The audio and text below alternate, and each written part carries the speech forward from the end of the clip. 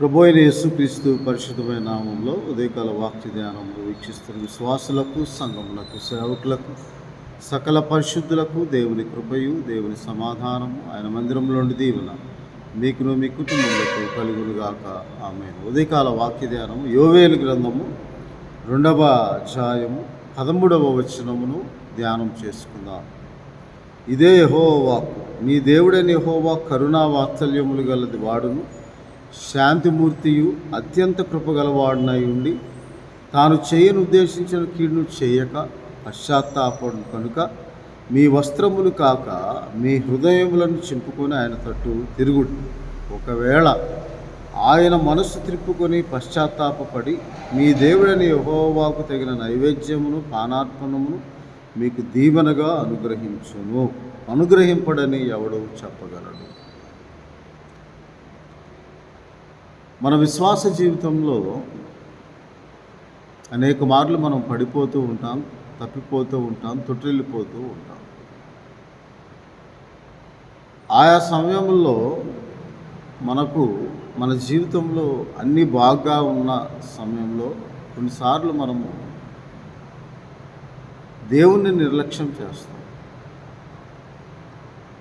ఆ సమయంలో దేవుడు మన హృదయములను, అంతరింద్రియములు పరిశోధించే దేవుడు కొంత సమయం మనకిస్తాడు. మనం ప్రార్థన చేయువారుగా ఉన్నప్పటికీ, ఆయన ఆరాధించేవారుగా ఉన్నప్పటికీ విశ్వాసము హీనదశలో ఉంటుంది, భక్తిహీనులుగా ఉంటూ ఉంటాం. పైకి భక్తి గల వారి వలె ఉండి దేవుని శక్తిని ఆశ్రయించిన వారుగా కూడా ఉంటాం. దేవుని కంటే సుఖానుభవం ఎక్కువగా ప్రేమించేవారుగా ఉంటాం. ఆ దశ అందరి జీవితంలో ఉంటూ ఉంటుంది. బాగా ఉన్నప్పుడు, అంటే అన్నీ నెమ్మదిగా ఉన్నప్పుడు, అప్పుడు అకస్మాత్తుగా మనకు శోధన కానీ, శ్రమ కానీ, కీడు కానీ సంభవించినప్పుడు అప్పుడు దేవుణ్ణి అడగటం ప్రారంభం చేస్తాం. ఎందుకు ప్రభువా మాకు ఇలాగ జరిగింది? మాకే ఎందుకు ఇలాగ జరగాలి ప్రభు? ఎందుకు మమ్మల్ని విడిచిపెట్టావు ప్రభు? మనము దేవుని విడిచిన సంగతి మర్చిపోయి దేవుడు ఆ సమయంలో మనల్ని ఎందుకు విడిచిపెట్టాడని అడుగుతూ ఉంటాం. అందువలన మనము భయంకరుడైన దేవుణ్ణి నమ్ముకున్న తర్వాత, జీవము గల దేవుని యందు విశ్వాసం ఉంచిన తర్వాత మన విశ్వాస జీవితంలో మనం బహు జాగ్రత్తగా ఉండాలి. మనము ప్రతిదిన ప్రార్థనా జీవితమును కొనసాగించేవారుగా, వాక్యముని ధ్యానించేవారముగా, ప్రతిదినము ఆయనకు మొరపెట్టేవారముగా, ఎన్ని పనులు ఉన్నప్పటికీ కొంత సమయము ఆయనకు కేటాయించి, అది ప్రత్యేకమైన సమయముగా, దేవుని స్తుతించే సమయముగా, దేవునికి స్తోత్రం చెల్లించే సమయముగా, దేవుని కృతజ్ఞతాస్తుతులు చెల్లించే సమయముగా, మన మనవి, మన విన్నపము, మన ప్రార్థన, మన విజ్ఞాపన దేవుడు అంగీకరించే సమయము ప్రత్యేకమైనదిగా ఉండాలి. అది కేవలము దేవునితో సహవాసం కలిగి ఉంటకు మనము సమయమును కేటాయించాలి. అది ఆయన మందిరమునకు పోయినప్పుడైనా సరే, ఆయన మందిరంలో అయినా సరే, నీ ఇంటిలో ఉన్నప్పుడైనా సరే, వ్యక్తిగతంగా నీవు ప్రార్థన చేయనప్పుడైనా సరే, లేని ఎడల సమస్తమును పరిశీలనగా తాను ఏర్పరచుకున్న భక్తుల హృదయములను పరిశోధించే దేవుడు ఆయన యందు ఉంచిన విశ్వాసమును, ఆయనకు తగిన మహిమా ప్రభావములు, ఆయన నామముకు తగిన మహిమా ప్రభావములు మనం ఆరోపింపక, చెల్లింపక ఉండిన సమయంలో ఆయన ఇలాగూ మనకు జ్ఞాపకం చేస్తూ ఉంటాడు. నేను ఉన్నాను, నిన్నైతే నేను విడవక ఎడబాయక కాపాడుతున్నానైతే నీవు సంతోషము కలిగి, తృప్తి కలిగి, హృదయానందము కలిగి నన్ను మర్చిపోయావు అని దేవుడు మనకు కొన్నిసార్లు కొన్ని శిక్షలు విధించడం ద్వారా, అంటే శిక్షణలో మనలను గుణపరచుటకు ఆయన కొన్నిసార్లు మనకు నేనున్నానని జ్ఞాపకం చేస్తూ ఉంటాడు. అందువల్ల దేవుడైన యెహోవా నువ్వు మనం జ్ఞాపకం చేసుకోవాలి ప్రతి విషయం. ద్వితీయోపదేశకాండం 8వ అధ్యాయంలో 18వ వచనం, కాగా నీ దేవుడైన యెహోవాను జ్ఞాపకము చేసుకొనవలెను, ఆయనను స్తుతింపవలెను అని దేవుని వాక్యంలో వ్రాయబడి ఉన్నది.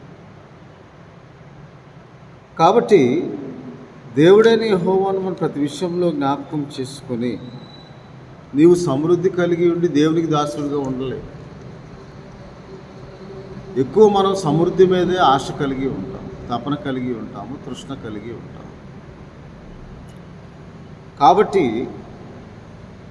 మనం దేవుణ్ణి ప్రతి విషయంలో జ్ఞాపకం చేసుకుంటకు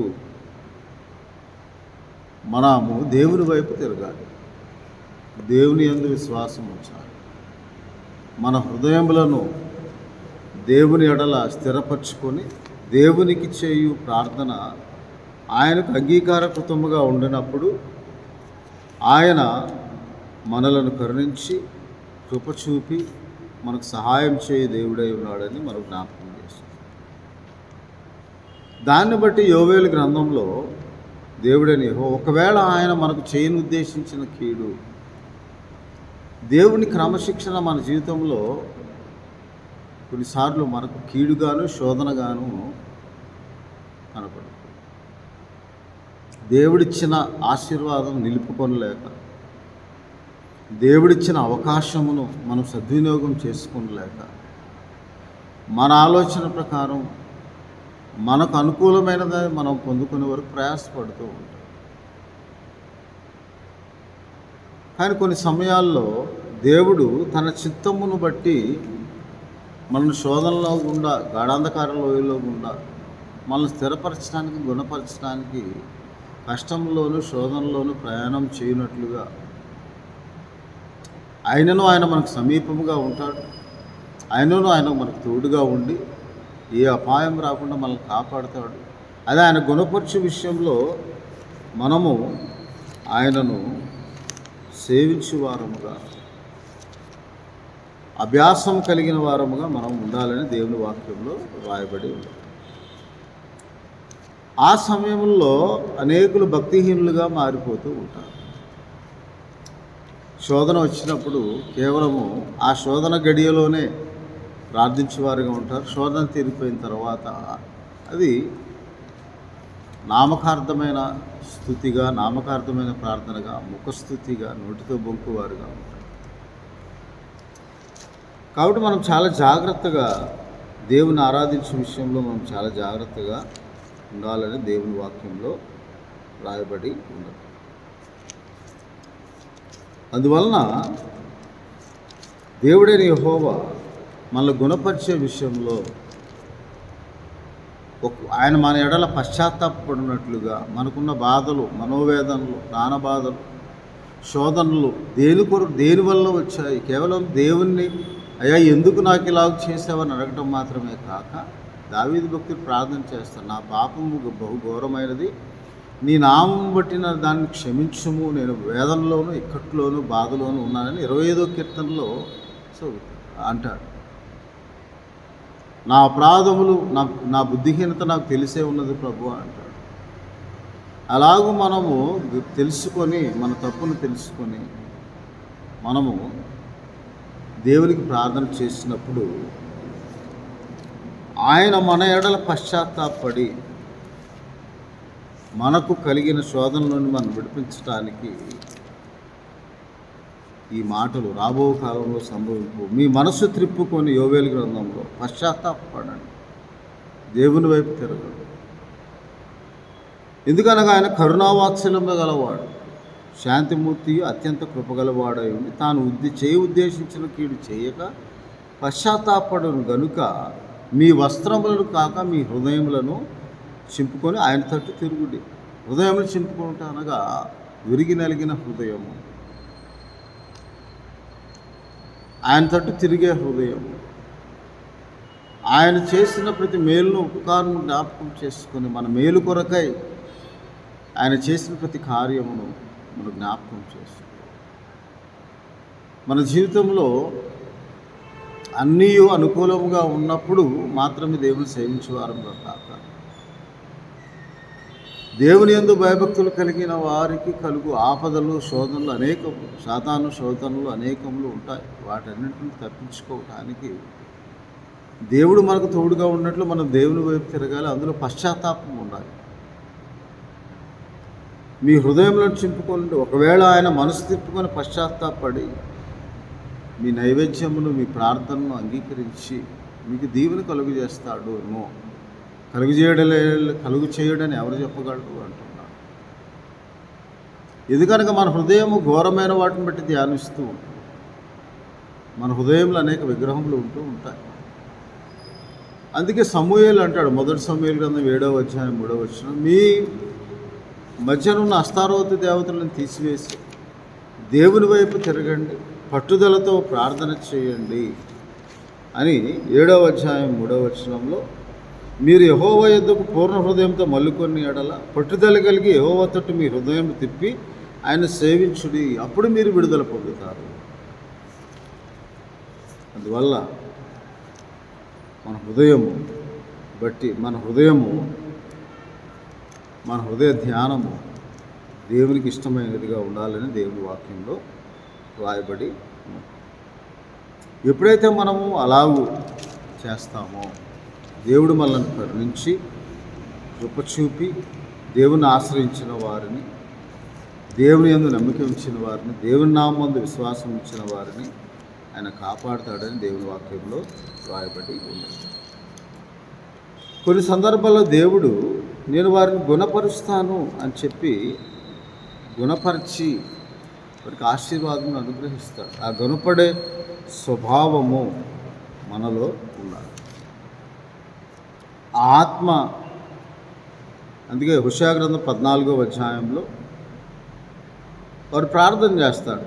1వ వచనం, ఇశ్రాయేలు నీ పాపం చేత నీవు కూలితివి కనుక నీ దేవుడని యెహోవా తట్టు తిరుగు, మాటలు సిద్ధపరచుకొని యెహోవా యొద్దకు తిరుగుడి, మీరు ఆయనతో చెప్పవలసింది ఏమనగా మా పాపములన్నింటినీ పరిహరింపము, ఎడ్లకు బదులుగా నీకు మా పెదవులను అర్పించుచున్నాము, నీవు అంగీకరింపదగినవి మాకున్నవి అదే కదా అని ప్రార్థన చేసినప్పుడు 4వ వచనం 14వ అధ్యాయం హోషేయ గ్రంథంలో, విశ్వాసులకు ఘాతుకులు కాకుండా నేను వారిని గుణపరచుదును, వారి మీద ఉన్న నా కోపము చల్లారును, మనస్ఫూర్తిగా నేను వారిని స్నేహిస్తాను. గుణపరచు దేవుడు మనల్ని గుణపరిచే సమయంలో ఆయన మౌనంగా ఉంటాడు. ప్రార్థనకు ప్రతిఫలం రాదు. మన తప్పు మనం తెలుసుకొని పశ్చాత్తాపడి మన వస్త్రములు కాక మన హృదయములను చింపుకొని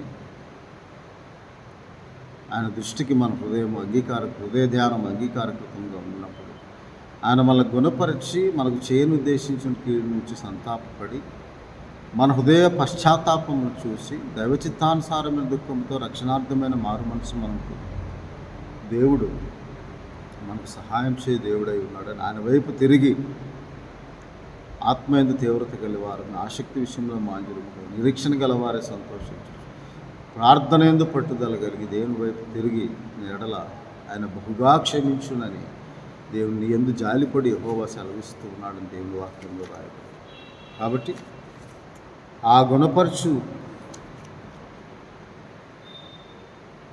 ఆయన కార్యము మనం అంగీకరించి మన తప్పును మనం తెలుసుకున్నప్పుడు ఆ దీవెనలన్నీ దేవుడు మనకు అనుగ్రహిస్తాడు. కాబట్టి మనము విశ్వాసంలో తప్పిపోవు దుష్ట హృదయం మనలో ఉందేమో మనం పరీక్షించుకొని పరిశోధించుకోవాలి. దేవుని యందు ఉంచిన విశ్వాసంలో స్థిరముగా మన విశ్వాసమును కర్తయు దాన్ని కొనసాగించేవాడని ఆయన వైపు చూస్తూ ప్రతినిత్యము మనము ప్రతి కార్యమును దేవునికి చెప్పుకొనుచు నేరుగా మనం ప్రార్థన చేసినప్పుడు ఆయన మన నిమిత్తము మన కొరకు చేయబడుచున్న ప్రార్థనలు ఎవరో ఎక్కడో మన కొరకు ప్రార్థన చేస్తూ ఉన్నారు. ఆయన మనం గ్రహించి మనము కూడా ప్రార్థించి ఆ ప్రార్థనలు మన జీవితంలో సఫలపరచబడినట్లుగా, మనం దేవుని చిత్తమును కనుగొని గుణపరచబడినట్లుగా మనము మన ఆత్మను సిద్ధపరచుకున్నప్పుడు దేవుడు మన కరుణావాత్సములు గల కృపావాత్సములు గల దేవుడై ఉండి ఆయన చేయను ఉద్దేశించిన కీడు గురించి పశ్చాత్తాపడి నీకు సంతోషమును ఆనందము కలిగించే దేవుడై ఉన్నాడని హృదయకాల సమయం దేవుడు అంటున్నాడు. కాబట్టి మన హృదయములను చింపుకొని అనగా మన హృదయములను ఆయనకు సమర్పించుకొని మన ఆత్మను గురించి ప్రార్థించినప్పుడు నీ అంగలార్పణ నాట్యముగా మారుస్తారు. నీ సంతోష వస్త్రము ఆయన ధరింపచేసి నేను ఆనందింప చేస్తాను. ప్రార్థన చేస్తున్నాను. ప్రభువా నీకు స్తోత్రాలు. అవును తండ్రి, మీరు మా అంగలార్పు నాట్యముగా మార్చు దేవుడు. అయా ప్రభువా మీకు స్తోత్రాలు. మేము గుణపరచబడినట్లు మా తప్పును మేము తెలుసుకొని నీ ఎదుట మా హృదయములను విరిగి నలిగిన మనసుతో పశ్చాత్తాపంతో కూడిన హృదయంతో ప్రార్థించి దైవ చిత్తానుసారం దుఃఖంతో ప్రార్థించి గుణపడే ఆత్మ నడిపింపు స్వభావం మాకు దయచేసి మీరు అనుగ్రహించి దీవెనలు పొందుకునే భాగ్యం దయచేయమని మా ప్రభువును మా రక్షకుడు యేసుక్రీస్తు వారి పరిశుద్ధమైన నామముని ఈ వీడియో ద్వారా వీక్షిస్తున్న ప్రతి ఒక్కరి కుటుంబంలో శోధనలో ఇబ్బందుల్లో అనారోగ్యంతో ఉన్నవారిని మీరు దర్శించి ప్రభువా మీరు దీవించి ఆశీర్వదించమని యేసుక్రీస్తు ప్రభు వారి పరిశుద్ధమైన నామం ప్రార్థన చేర్చున్నాను తండ్రి.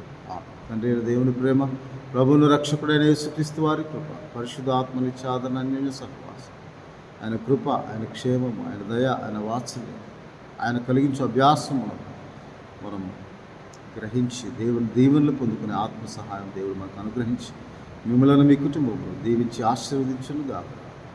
దేవుడు మిమ్మల్ని దీవించి ఆశీర్వదించి మీ ప్రార్థనకు ప్రతిఫలం దయచేయును గాక.